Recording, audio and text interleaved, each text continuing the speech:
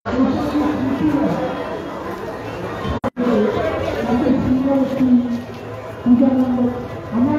আনন্দের সাথে জানাচ্ছি আমাদের মধ্যে উপস্থিত হয়েছেন কলকাতার মহানগরী বটমতি মহাশয়, ওনাকে বেহালা গ্রেপ্তারি পদকের পক্ষ থেকে পঞ্চদিলাম শারদীয়া প্রীতি শুভেচ্ছা অভিনন্দন। আপনারা কেউ এখন আর পূজা মন্ডলের মধ্যে প্রবেশ করবেন না, ওনাকে আমরা স্বাগত জানাচ্ছি।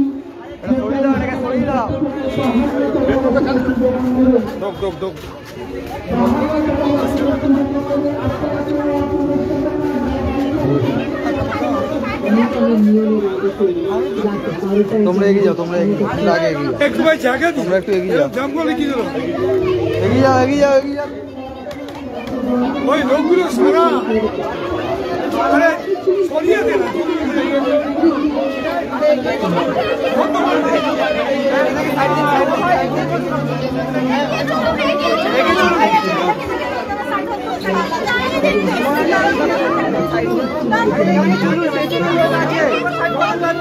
अरे काका ये चलू ना ये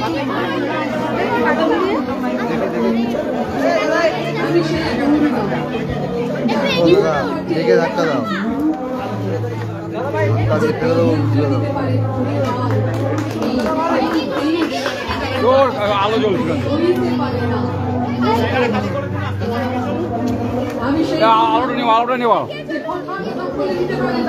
দাদা, একটু করে কাছে দাদা,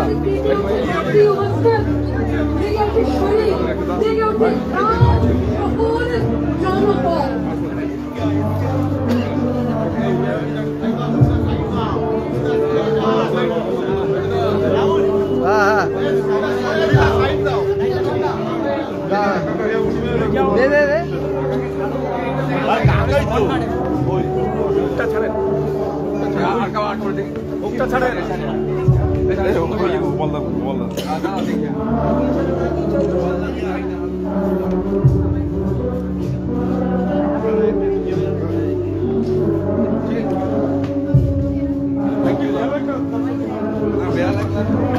চলো দেখি একটু সাইড দেন নাকি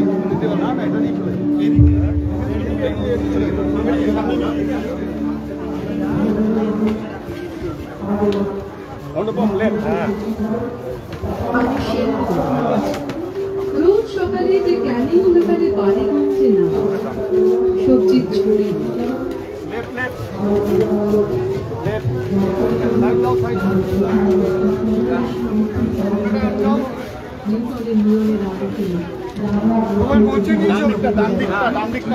এবার আস্তে আস্তে ছাড়বে,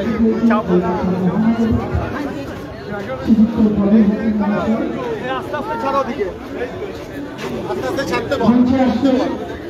আমাদের সেই ভালোবাসার মানুষ, আমাদের কাছের মানুষ, সেই মানুষটিকে আমরা আস্তে আস্তে ছাড়ো আমাদের ভোটার অধিকার প্রয়োগ করে আমাদের অঞ্চলের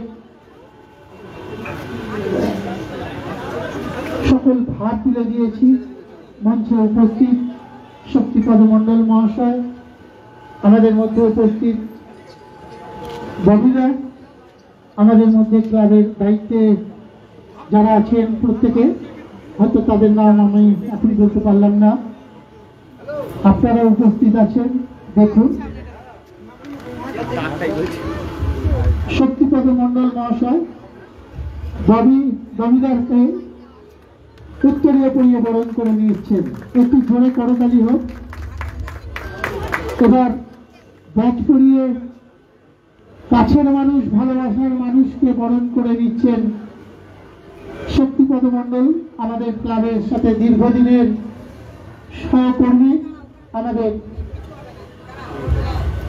অতনু ঘোষ মহাশয় পুষ্পস্তবক তুলে দিচ্ছেন আমাদের সেই ববিদার হাতে, যে নামটা শুনে আমরা অভ্যস্ত, ছোট থেকেই আমরা শুনেছি জানি, সেই ববি হাকিম মহাশয় আজকে আমাদের কলকাতার মহানাগরিক।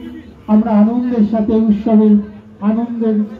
উৎসবের আনন্দে মুখরিত হয়ে আমরা ওনাকে কাছে পেয়েছি, কাছে পেয়ে থাকি আমরা সর্বদা সবসময়।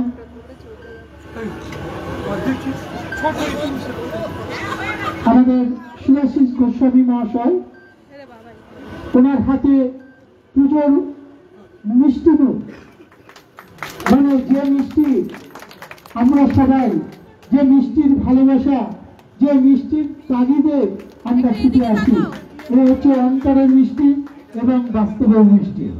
সেই উপহার তুলে দিলেন।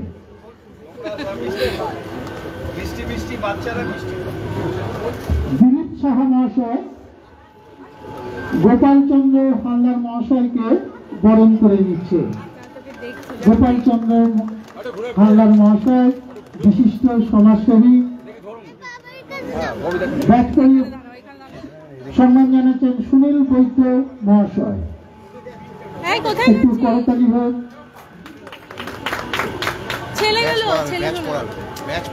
ব্যাচ করিয়ে আমরা আপন করে নিচ্ছি। কাছেরও মানুষ কাছে থাকুক, ভালোবাসারও মানুষ অন্তরে থাকুক, ভালোবাসা আরো অন্তরের থেকে অন্তরতর হোক। জ্যোতির্ময় পাল মহাশয় পুস্তক তুলে দিচ্ছে। গোপাল হালদার মহাশয়কে নতুন করে কিছু বলার নেই। বেহালার অতি পরিচিত মানুষ, কাজের মানুষ, ভালোবাসার মানুষ। এবার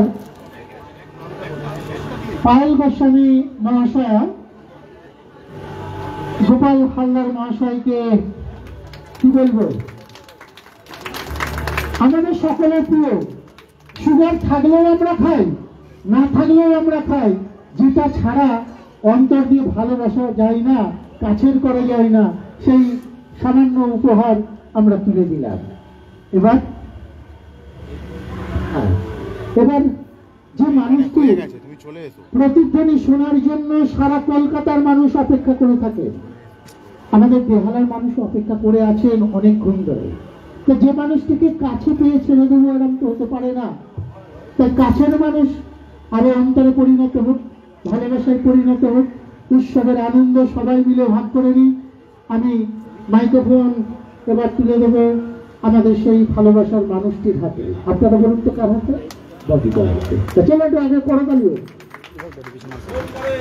মঞ্চে উপস্থিত আমার দীর্ঘদিনের আমরা সহকর্মী শক্তিপদ মণ্ডল আছেন, আমাদের বিশিষ্ট আইনজীবী গোপাল হালদার,